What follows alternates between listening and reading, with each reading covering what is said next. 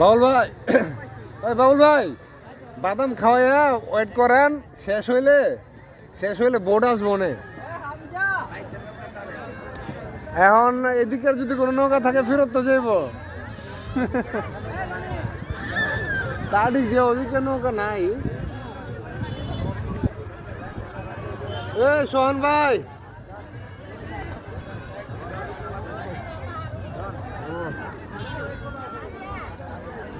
আজকে এখানে কিছু নাই, ওই যে ওইখানকার চুম্বকের টানে সব চলে গেছে ওদিকে।